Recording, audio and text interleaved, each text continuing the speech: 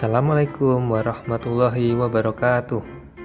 Halo anak-anak semua, jumpa lagi dalam pembelajaran IPS. Jika kemarin kalian sudah mempelajari tentang negara-negara ASEAN, siapa saja anggotanya, kemudian siapa pencetus dari ASEAN tersebut, sekarang kita akan mempelajari tentang pemanfaatan kondisi geografis negara-negara Asia Tenggara. Disimak baik-baik ya video pembelajaran berikut ini. Masih ingatkah kalian negara anggota ASEAN? Ya, kemarin sudah ada lagunya.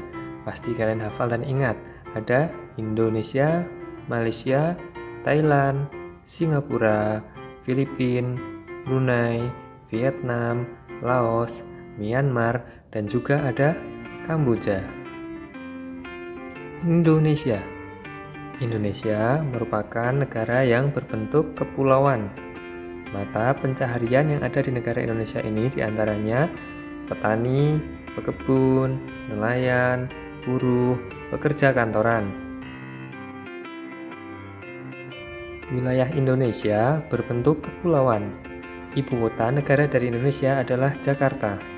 Di negara Indonesia ini, hasil sumber daya alam berupa padi, jagung, kopi, teh, pina, udang, kayu, bauksit, tembaga, timah, dan lain-lain. Pada bidang ekonomi, Indonesia mengekspor dari bidang pertanian diantaranya karet dan produk karet, kemudian sawit, kakao, dan kopi. Pada bidang tambang, Indonesia memiliki tambang berupa minyak bumi, emas, perak, nikel, batu bara, dan juga timah. Malaysia, bentuk wilayahnya terdiri dari dua negara bagian, yaitu Malaysia Timur dan Malaysia Barat. Mata pencarian penduduknya diantaranya petani, pekebun, penambang. Ibu kota Malaysia adalah Kuala Lumpur. Hasil sumber daya alam yang dihasilkan negara Malaysia diantaranya kayu, karet, timah, kelapa, tembakau, teh, dan lain-lain. Hasil pertanian utama yang dihasilkan negara Malaysia diantaranya padi, kakao, karet, dan juga kelapa sawit. Malaysia merupakan penghasil karet terbesar di dunia. Hasil tambang yang utama di negara Malaysia adalah timah.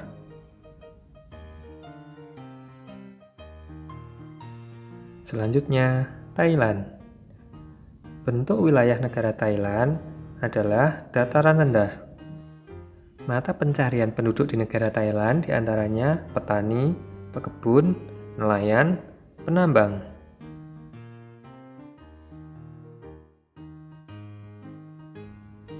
Bangkok adalah ibu kota negara Thailand. Hasil sumber daya alam yang dihasilkan Thailand berupa padi, tebu, kayu jati, batu bara, timah, dan gas alam.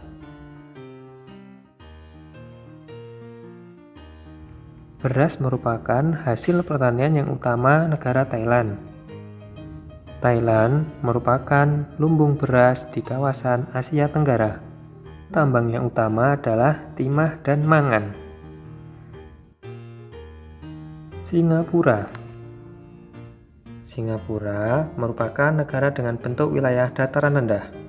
Mata pencarian penduduknya diantaranya ada pada bidang jasa dan buruh.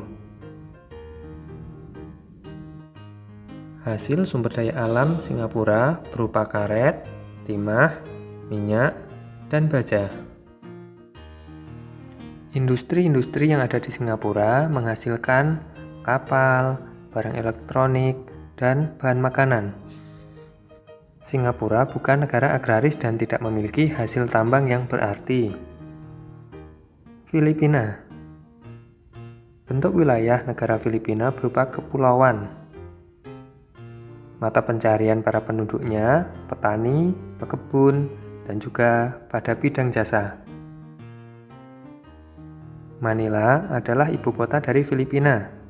Hasil sumber daya alam negara Filipina berupa padi, jagung, ketela, tebu, kelapa, tembakau, dan karet. Filipina merupakan negara agraris. Hasil pertanian yang utama adalah padi dan kelapa, sedangkan hasil tambang yang utama adalah kobalt, tembaga, dan emas. Brunei Darussalam. Brunei Darussalam merupakan negara dengan bentuk wilayah perbukitan. Mata pencaharian penduduknya diantaranya petani, pertambangan, pariwisata, dan juga buruh industri. Bandar Sri Begawan merupakan ibu kota dari negara Brunei. Hasil sumber daya alamnya diantaranya minyak bumi, gas alam, karet, lada, dan juga padi. Brunei merupakan negara penghasil minyak dan gas bumi. Vietnam. Vietnam merupakan negara dengan bentuk wilayah perbukitan dan dataran rendah. Mata pencarian penduduknya diantaranya petani, pekebun, dan industri. Hanoi merupakan ibu kota dari negara Vietnam. Sumber daya alam yang dimiliki Vietnam berupa padi, teh, tebu, kopi, kayu jati, dan bambu. Vietnam terkenal dalam hal irigasi dengan penghasil beras. Vietnam juga menghasilkan kopi, teh, tebu, dan jagung. Hasil tambang Vietnam berupa batu bara. Vietnam juga penghasil biji besi, timah, dan emas. Industri yang dikembangkan, industri bahan kimia, semen, dan perkapalan. Laos. Laos merupakan negara dengan bentuk wilayah perbukitan. Mata pencarian penduduknya petani, pekebun, nelayan, dan juga penambang. Vientiane merupakan ibu kota dari negara Laos. Sumber daya alam dari negara ini diantaranya tembakau, kayu jati, jagung, padi, biji besi, batu bara, seng, dan lain-lain. Hasil utama pertanian Laos adalah padi dan jagung. Myanmar. Myanmar merupakan negara dengan bentuk wilayah dataran rendah dan pegunungan. Mata pencarian penduduknya petani, pekebun, dan penambang. Nay Pyi Taw merupakan ibu kota dari negara Vietnam. Sumber daya alam dari negara ini berupa gas alam, batu bara, emas, perak, timah, tembakau, dan lain-lain. Yang terakhir, Kamboja. Untuk wilayahnya dataran rendah dan dataran tinggi. Mata pencarian penduduknya berupa petani, pekebun, dan penambak. Phnom Penh merupakan ibu kota dari negara Kamboja. Hasil sumber daya negara ini berupa padi, jagung, karet, tembakau, dan tambak ikan tawar. Pertanian padi dan perikanan merupakan kegiatan utama masyarakat yang ada di negara Kamboja. Nah, demikian pengaruh kondisi geografis terhadap negara-negara di Asia Tenggara.